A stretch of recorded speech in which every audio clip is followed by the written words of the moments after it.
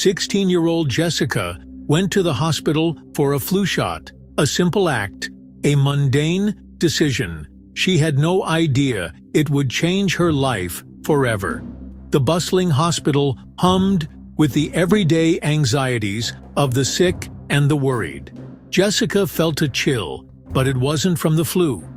It was a premonition, the universe whispering that something was about to go very, very wrong.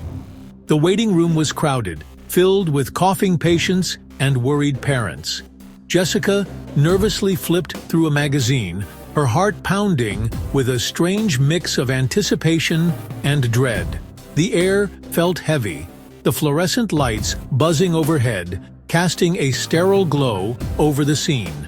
This was just a flu shot, a routine procedure.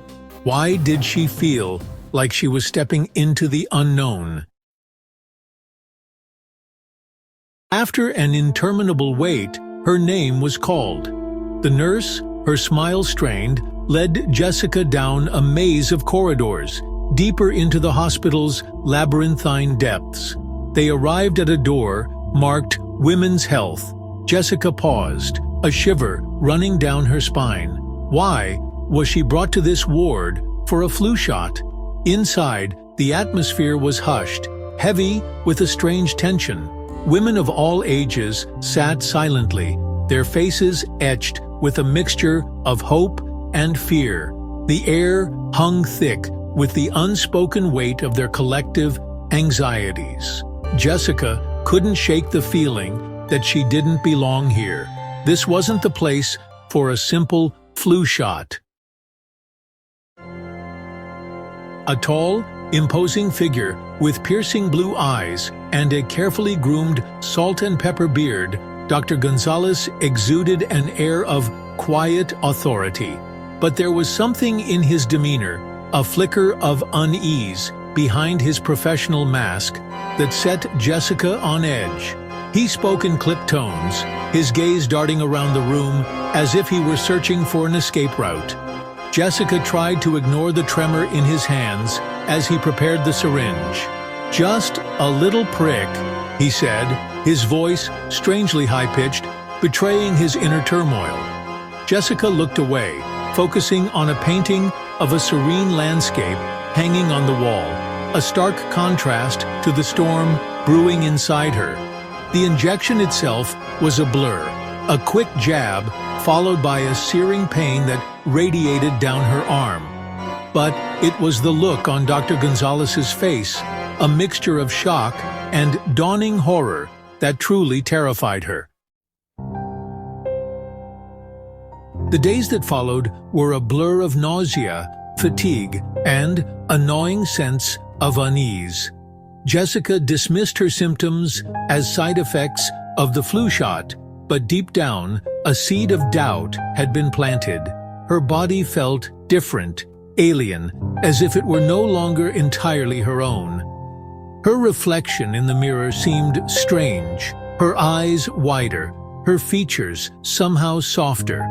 The once familiar rhythm of her life, the cadence of school and friends and teenage dreams, was disrupted by a strange, new symphony playing within her. Her clothes felt tighter, her appetite erratic, her emotions a roller coaster of inexplicable highs and lows. Jessica tried to confide in her friends, but they dismissed her concerns, attributing her anxieties to the flu shot or teenage hormones. But Jessica knew, deep in her gut, that something was terribly wrong. The home pregnancy test lay on the bathroom sink, its little plastic window displaying two bold pink lines.